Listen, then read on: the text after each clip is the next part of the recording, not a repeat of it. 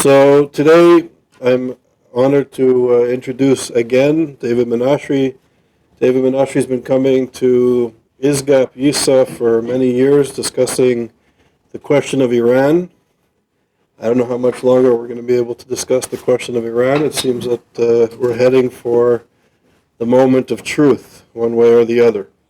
So there's nobody better than David Menashri to give an overview of Iran, the Iranian society, and the nuclear issue that we're confronting with the P5+1 and Iran.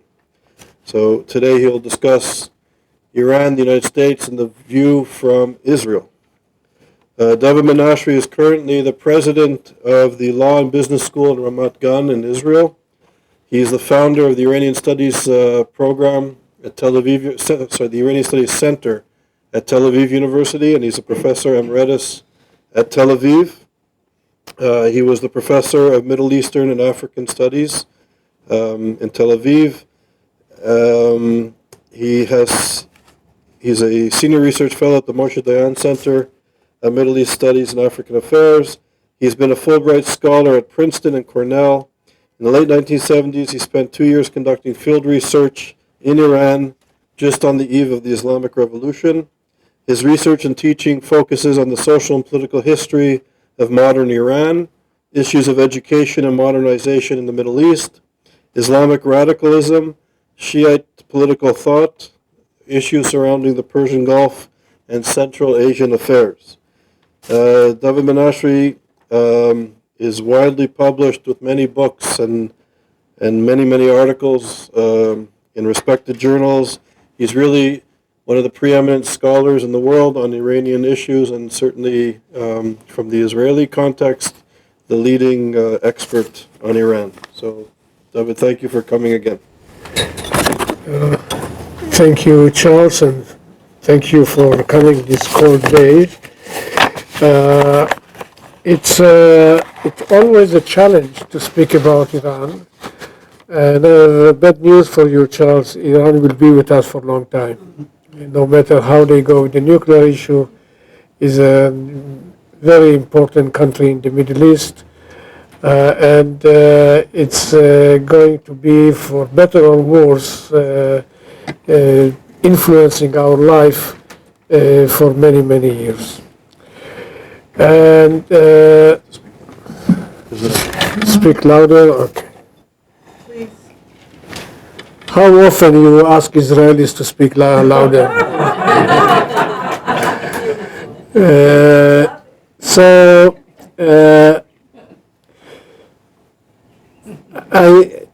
I studied Iran for many, and still continue to study Iran for many years, continuing with it. And to be honest with you, I cannot claim to know Iran because it's so difficult. It's an enigma. It's a country that it's very difficult to penetrate and to really understand. One thing is clear: it's not the black and white that we usually see in the press. It's not entirely good. It's not entirely bad. It's not. It's a mixture of so many colors and so many different attitudes. And sometimes I think people are missing this basic point, that when you speak about Iran, you speak about a country which has a rich tradition, and it has been an empire for a long time. It's composed with many ethnic groups and many political trends and factions. And sometimes I have the impression that the more you study Iran, the less you understand. Because when you go into details, you can see the different faces. And let me just begin by telling you that two main trends that currently we see in Iran. One is usually called pragmatic, reformist, moderate. I would say the civil society in Iran, the young people of Iran, the university graduates of Iran. And many of them are not radical. Many of them want to live a good life like our children want to do. And they have very nice face. I look at the Iranian young people, and many of them, I saw them going to the streets and demonstrating against the government, again for their values that they believe. I have a lot of respect to them. They have wonderful the books that they write, as long as they're being allowed to be published in Iran, the newspapers, until they are being shut down, cinema industry in Iran. So there is a nice civil society. And there are women organizations in Iran are more active than women organizations in anywhere else in the Middle East, including, I would say, Israel. So on the one hand, you see the nice face or the political trend, which is more pragmatic, reformist. And by the way, pragmatism does not mean that they are moderate. Pragmatists can also do out of pragmatism radical things. But there is a civil society which is, I think, at least I think it ensures that in the long future, one day, there will be a better situation in Iran. The problem is when and how far Iran will go with the nuclear program before there is a change inside Iran. But the main problem is that the decision making in Iran is not in the hands of young people in the streets of Tehran University and other universities. The decision making in Iran is not in the hand of the pragmatic, moderate, if you want, reformist politicians. Ultimate authority continues to rest in the hands of the radicals. And they are the only, and they and only they make decisions in Iran. I was reading a leading Iranian newspaper, Kayhan, 10 days ago, with article against Rouhani and the concessions that he is supposedly doing in the nuclear program. And it made very clear, and this newspaper is very close to the supreme leader of Iran, and it's close to the revolutionary guards in Iran who really carry the main weight in the country. And the newspaper, this article speaks about how good it is that these people like Rouhani, Zarif, and others, they are being viewed as people who have deviated from the line of the Islamic revolution, do not have the right to make decisions on key strategic issues in the country. So it shows you how power basically is in the hands, continues to be in the hands of the more radicals. And this group were radical extremists, conservatives, there are different factions within them. They have three major advantages in what they do. They have powers, points of strength that they have. One is that they speak in the name of God. They wake up in the morning and tell people what is the true will of God and what is the desire of God. And they, of course, you have to follow. And I don't know how they know what is the real wish of God. But they have compensated the right to interpret God for their people, and this carries weight in the Middle Eastern religious society. So if the word of God is not enough, God forbid, it should be enough, they have also the Revolutionary Guards, the people who carry the arms in the country. So if you speak in the name of God and you have the protection of the Revolutionary Guards, you must be safe. What else do you need? And there is another thing that they have plenty of. They are determined to fight for their purposes as much as necessary, even to suppress their people. And they know the art of suppression. We saw them in 2009, in 1999, in other cases in Iran when young people went to the streets and demonstrating for change. They came out with their arms and silenced people. And while they were silencing people with arms, a top Ayatollah in Iran, Ayatollah Mesbah Yazdi, went public on a Friday sermon and told people that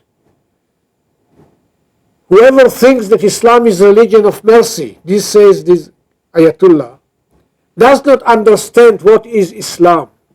Islam, he says, and this was the mentor, the spiritual father of Ahmadinejad, the president at the time, Islam dictates to us to take sharp sword and cut the heads and tongues of people who speak or act against these other values. And of course, with such ideological guidelines, they go on and suppress. And in the Middle East, there is a cliche saying that nothing succeeds like suppress. And they do it very well. And now you would tell me, what is the difference between such ideology of cutting the heads of tongues of people with what is being done by Daesh today, by ISIS?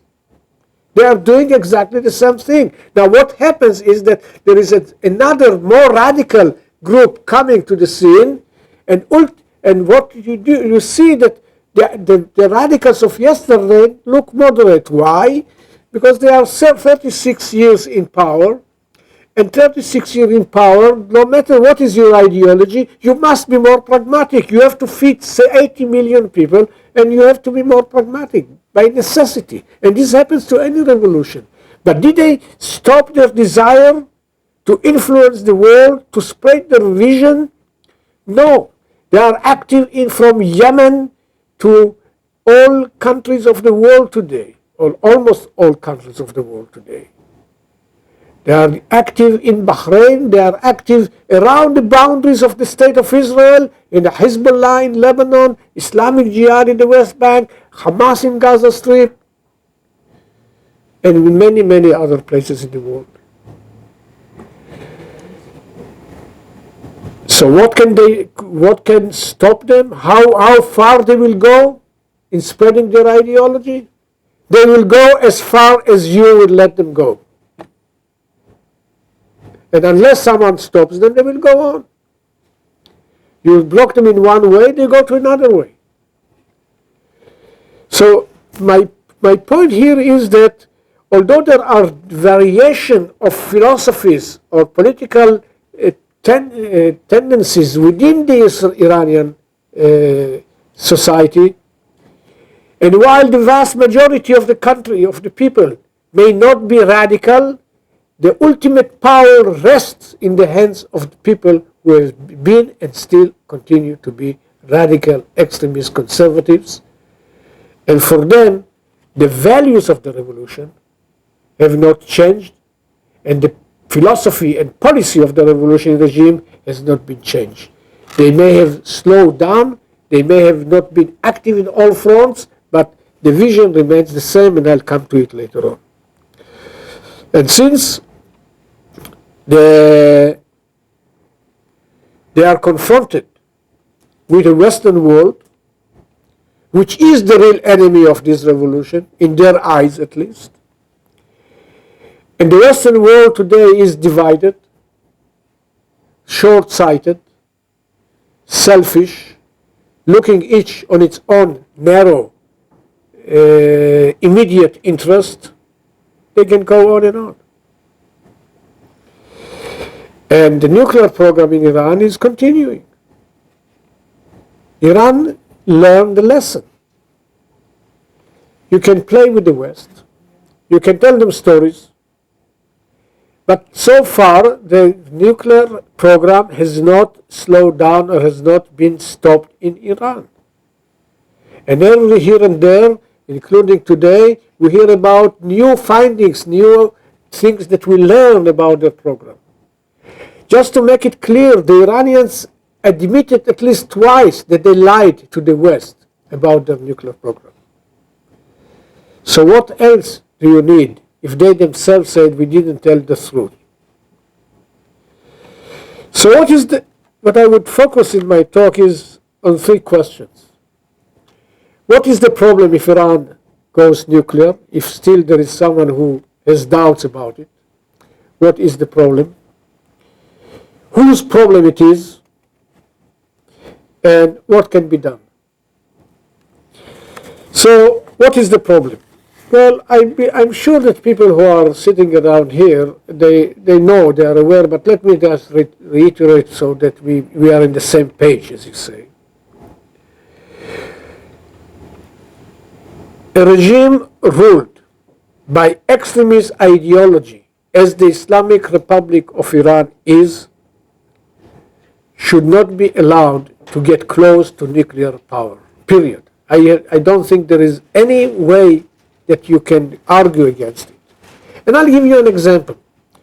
Ahmadinejad, the president of Iran for 8 years, when he was just elected in 2005, he came to the United States, to New York, to the General Assembly of the UN, and he has never missed an opportunity to come to New York, as much as he hates the Americans, but he always came to New York to make his show in the UN, in the General Assembly. And when he went back, he was sitting with the leading Ayatollah, sitting on the floor as they usually do, still in some conservative gatherings. And he was telling this Ayatollah about his experience in the UN. And he said that while I was speaking, for 27 minutes, no one moved, no one whispered, everyone was quiet, because he said, I sensed, and I was told also by others, that there was an aura of light above my head with God protection. People who speak in such a language, would you entrust nuclear weapon in their hands? Let them come close to to press the button, God forbid. And I don't need any other explanation when I saw this, and it's on the YouTube. You can go and see what he said. It's not an invention. You just Google the right words and you'll come to it. And I remember what they have done in the early days of the revolution, the 8 years of war between Iraq and Iran, how they attacked women, stoning of women for kind of false or non-false accusations, the role in part they are taking in the global terrorism. And I beg you to understand that the fact that there is today another Islamic government, whatever the name is, Daesh, the Dawla al-Islamiyah, it doesn't make them moderate. They are radicals, and they are radicals. They're on their own time and different ways of acting. I think that the world cannot accept that nuclear power will be in the hand of a country that calls publicly by its highest authorities for the destruction of another country. We can tolerate countries with nuclear power. We may live somehow with radical movements, but a radical movement or country that holds nuclear weapon, it's something which is totally unacceptable. Having nuclear power will advance Iran far in their ambition to be a leading country, hegemon country in the Middle East and beyond the Middle East. It will help her to make itself the leading Islamic country. Radical Islam with nuclear weapon will give an umbrella to movements like Hamas, Hezbollah, Islamic Jihad, and any other radical movement all over the Muslim world, and there are plenty of them.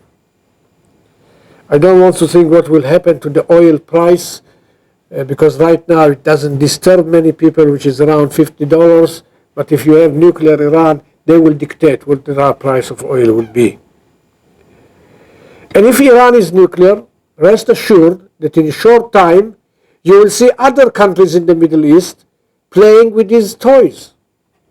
What about Saudi Arabia, Jordan, Turkey, Egypt, and other countries? So I think it will be enough to show that having a nuclear weapon in the hands of Iran will change the geostrategic map of the Middle East and make it a much worse place to live than it really is. But whose problem it is? Somehow, and I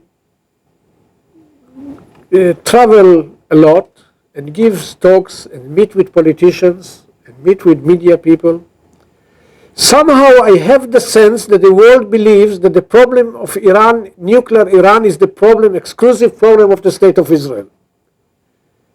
You have to be blind to think like this. The problem, I tell you, the problem of Iran going nuclear is first and foremost for Western civilization.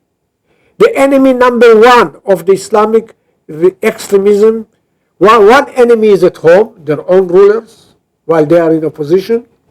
But the main enemy outside is Western civilization. And to quote a leading Iranian figure, who's been the head of the parliament, he said the following sentence: the Western world has been based on two pillars: communist Russia or Soviet Union and capitalist America.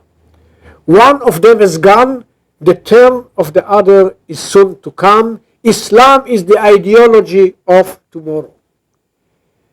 I was in Australia, and there, out of all places, down under, I saw a map of universe on the year 2000, the millennium, showing the spread of Islam in 2000 and in 2100. Green is the color of Islam.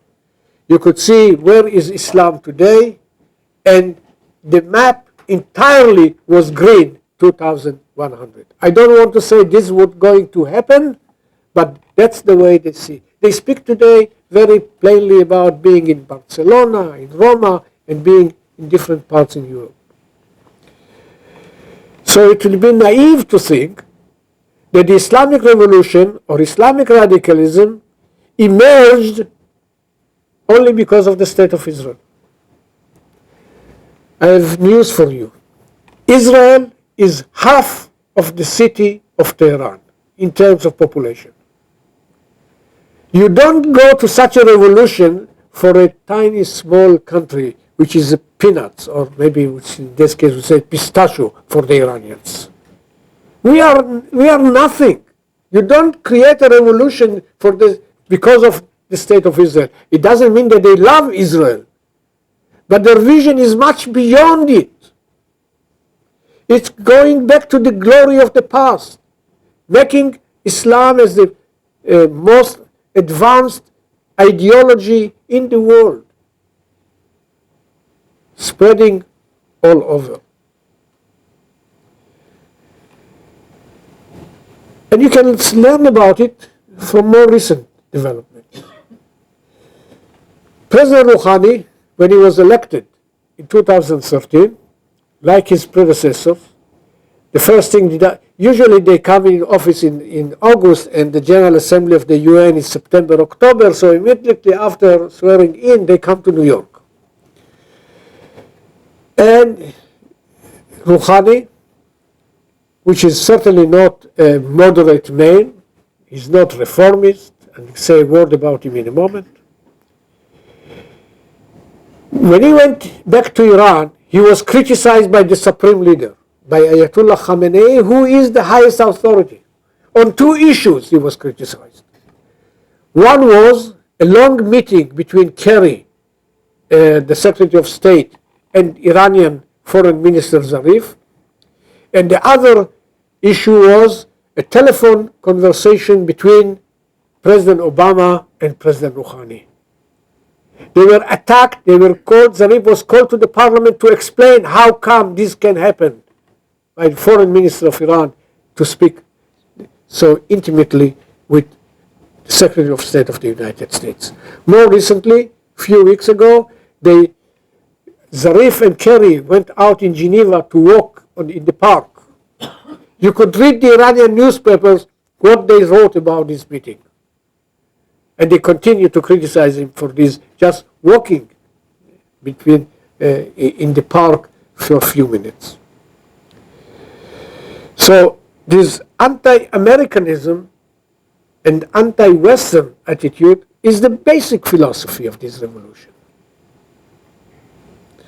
And when I ask people what is easier for Iran to do, to make concession of the nuclear program or normalize relations with the United States, usually people would say, of course, to make concession of the nuclear issue is much more difficult because it's so important.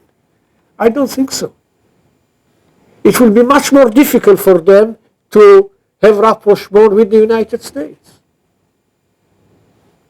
For one thing, when you make concession on the nuclear program, it's usually reversible.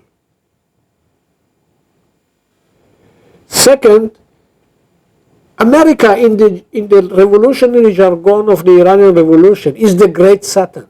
We are lucky in Israel. We are the lesser Satan. The great Satan is the United States. And a picture of President Obama shaking hand with the president of Iran is something which will be irreversible.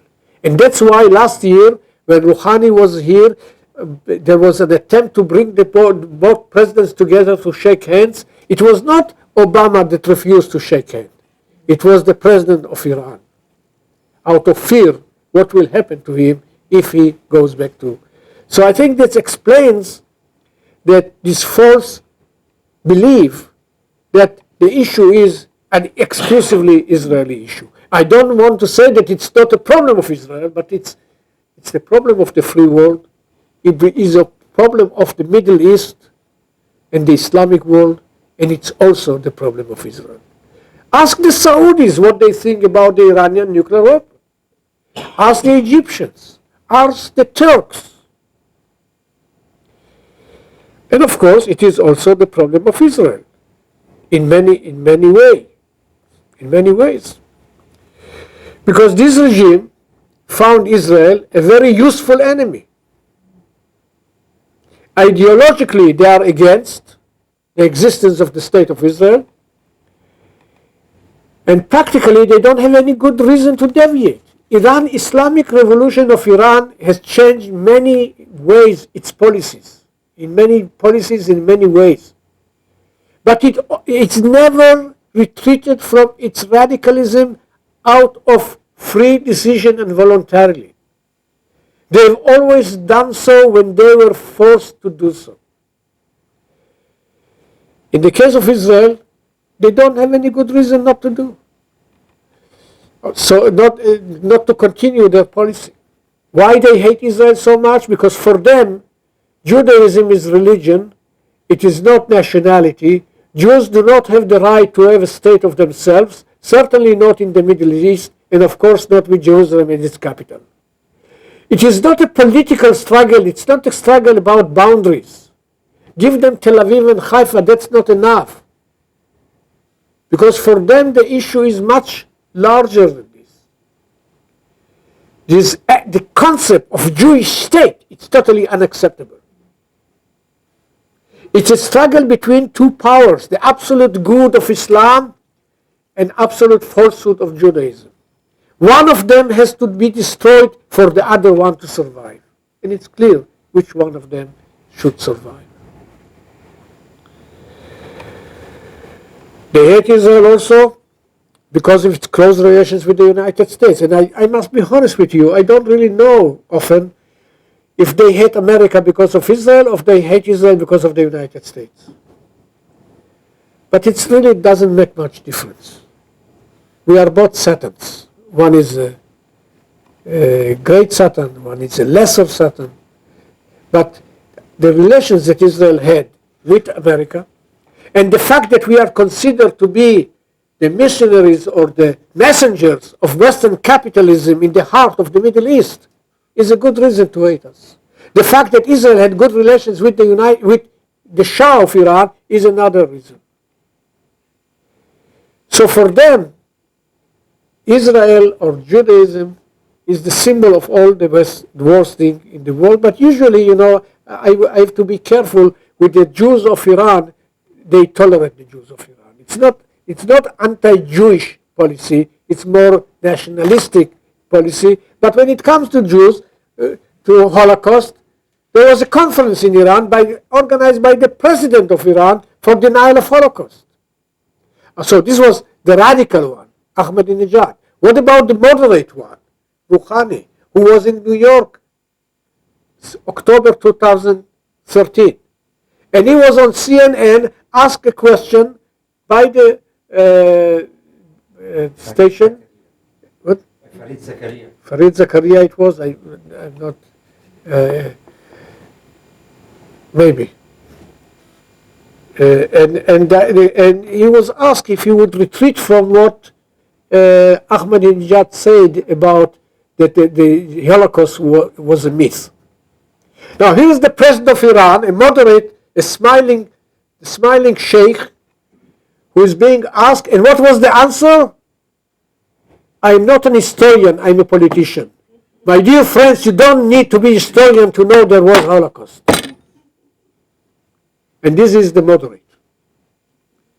Go and see how the radicals are. But again, I must admit they are nice to the Jews of Iran. They tolerate the Jews of Iran. Because the Jews of Iran are very obedient, very faithful, and just recently, you have to say also things which are good. A few weeks ago, they allowed the children in schools, the Jewish school, not in Jewish schools, in public schools, not to come to school on Saturdays, out of respect for Judaism. So it's a very mixed signals that we see from there. So ideologically they are against Israel, but do they have a pragmatic reason to deviate? I don't think so. For a revolution like Iran, which is a failed revolution, which did not succeed to bring the people of Iran what it promised to bring. What the promise of the revolution was not to create an Islamic republic. I lived in Iran the last 2 years of the Shah's rule, doing research and basically collecting material for my PhD. And I saw the people going to the streets. I don't think they went after Islamic State. They wished to achieve two things: social justice and political justice. They wanted, I will narrow it down, to have welfare and liberty, bread and freedom. 36 years after, they don't have it. Under the Shah, and I learned in Iran, under non-democratic system of the Shah, to appreciate democracy, because only if you live in non-democratic state, you really appreciate what is the value of democracy. Under the Shah, to speak against him was a crime.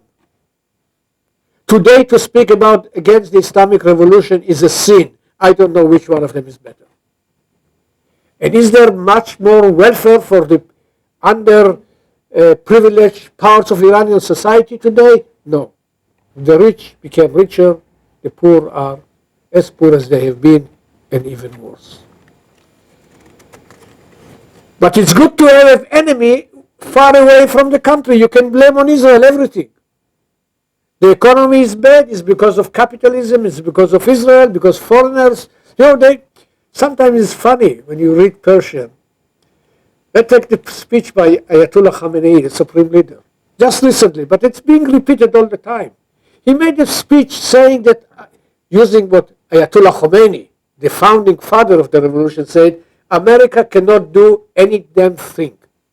Or there is one, at least Persian speaking, he said, Hich qalat. They cannot do any wrong, any bad thing. And he continues, and then he says, explains the problems that Iran is facing with. He says, all our problems were made by the United States. Okay, you have to decide. Either they cannot do any damn thing, or they are responsible for all the misery of the Iranian people. So you get the two things together, and they don't even feel there is some kind of conflict between them. So Israel is an easy enemy. There is a Persian phrase that says that a low wall that you can step on it. In their immediate neighborhood, Iran is much more careful. But when it comes to the state of Israel, far away, they can send the Hamas and Hezbollah to fight with Israel. So, with this case, there is no much harm that Israel exists. Sometimes I have the feeling that, God forbid, if Israel was not in existence, it would be good for the Islamic Republic of Iran to establish the Jewish state of Israel. So they will have an easy enemy. So what is the Israeli dilemma? If we speak about Iran and nuclear program of Iran, everyone would think that it is our problem. The more we speak about it, the more the world is convinced that it's exclusive problem of Israel. But if we don't speak about it, the world would forget. So no matter what you think about Prime Minister Netanyahu going to the Congress or wherever and speaking up, it is also out of the sense of duty that if we don't speak about it, the world will forget. There may be better ways to do things, but I think that ultimately someone must raise its voice, and unfortunately others are not doing it, and ultimately it falls to be something that Israelis and the Muslim world is alike. Saudi Arabia is also willing. There was couple of years ago in their newspapers that they will be allowing the Israelis to use their airspace to go and attack Iran. Come on, don't give us airspace. Go and do it yourself. You are immediate neighbors. You are there. Well, everyone push it is on the shoulders of this small country of Israel. What we achieved, regardless of all the things being said about Israel with all these talks, and for some time we managed to make the world much more aware of the problem. And I think that recently there have been some progress combating Iran on the nuclear front. The sanctions have been very, very successful. If you ask yourself why Iran is negotiating with the 5+1, it's primarily and to a large degree because of the pressure on them. Pressure is the key word when you confront with a country like Iran. As I said earlier, they do not retreat from their dogma voluntarily. Only when there is a clash between ideology and interest, usually interest wins. So the sanctions were very harmful. The fact that Europe stood with the United States, I appreciate it very much because it doesn't necessarily happen all the time. But in this issue, the Western democracies were with the United States. And therefore, in the last 2 years, there has been pressure going, more and more pressure of Iran that actually forced Iran to come to negotiation table. But exactly when it was seen that Iran is weak and is desperate to have some kind of agreement with the West forgot one thing. They forgot how strong the West is. And you can't go to the Iranians if you don't recognize your strengths.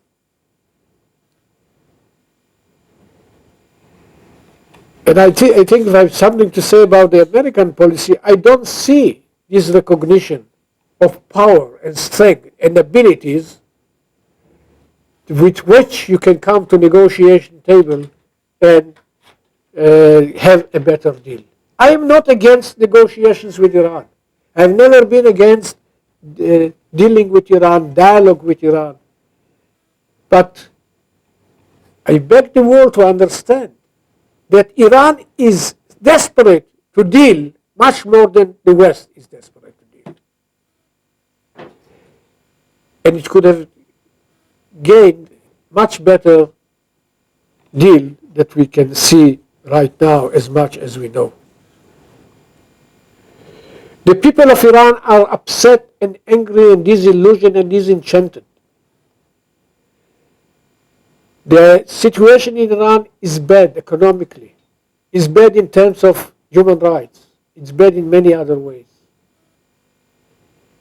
It was, I think, the duty of the West to use its force, its power, its abilities to have better deal.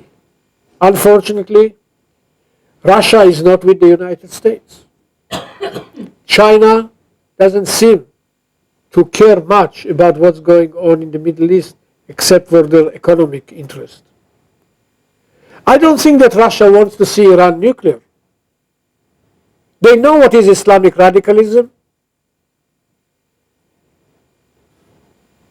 and they don't have a desire to see an immediate neighbor like Iran holding nuclear weapon.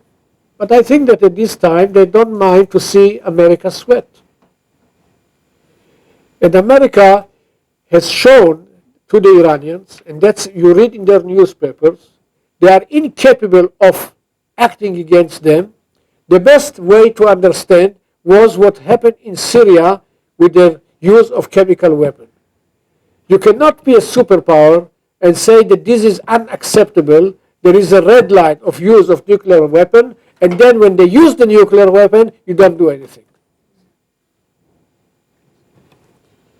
Not that I think that doing things was easy, and thanks God, the world managed to convince the Syrians to get rid of the chemical weapon in different ways.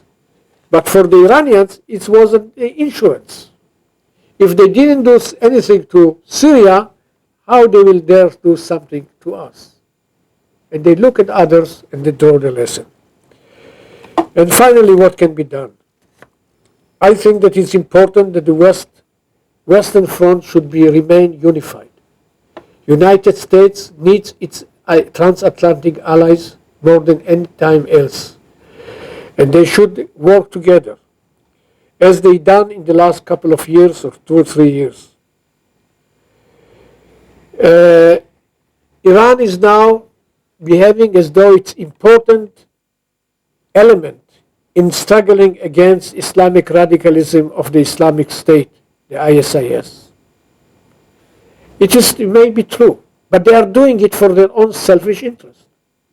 By the same token, I could say that if there is any country which has done the most important services to Iran's national interest, it's the United States of America.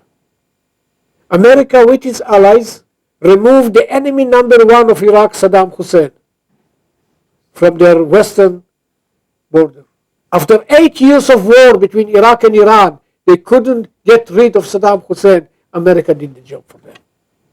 First in 1991, breaking their military power, and in 2003, removing Saddam Hussein. The same America went to their Eastern Front and removed the enemy number two of Iran, the Taliban of Afghanistan. What else do you need? Well, the Iranians have their own peculiar ways to say thank you to the United States for all these services. And of course, America has done it for its own interest, not for the Iranians. But the fact that Iran would cooperate against the Islamic State, it's the most important national interest of Iran today, confronting with the Arab countries, confronting with Islamic Sunni radicalism. We have to remember that Iran continues to be a threat, and this kind of threat, coupled with possession of nuclear capabilities, is going to change dramatically the Middle East. The way to confront Iran, from what I've learned from their history, is to pressure Iran. And if pressure is not sufficient, you have to put more pressure. To make them surely understand that there is a high price to pay to go against what the expectations of the free world. Ultimately, and with this I will stop, I am a student of history. I studied history all my life. And if I can learn something from Iranian history, is that ultimately the people of Iran will take care of the situation in Iran. Iran is the only country in the Middle East which had two big revolutions in the 20th century, and one of the very few in the world which had two big revolutions in 1 century. Iran is the first country and only country so far in the Middle East which had the constitutional revolution. And constitutionalism continues to be a very important value, even for the Islamic Revolution. Many people ask why there was no Arab Spring in Iran after what happened in winter of 2011 in some of the Arab countries? Well, the most simple question, the answer is there was no Arab Spring in Iran because Iran is not an Arab state. But more seriously, there was Arab Spring, there was this kind of spring in Iran in 2009. When Ahmadinejad was elected, if we can speak like this, won the elections in his own way, and people went to the streets demonstrating against the way he was elected because they thought that this was not the true will of the God, not what the ballot have shown. And by the way, the two people who were running against Ahmadinejad 8 years or 9 years ago, they are still under house arrest. So many people went to the streets demonstrating. You know, one of their slogans was that why should we care about Lebanon and Palestine? Iran, Iran, Iran. They were fighting for freedom. And the world did not say anything to support the young people of Iran. And I want to give you details who did not say what. But these people will change the face of Iran. But at this stage, what we see in Iran, there are two trends simultaneously in action, in motion. One trend, or I would say one train, is carrying the message of nuclear weapon, and the other train is carrying the message of political change in Iran. Unfortunately, from what I see, the train with nuclear weapon is driving much faster than the other train. There is not much that the West can do in accelerating the political change in Iran, but there is much that the West can do to slow down the Iranian march towards nuclear weapon. Thank you.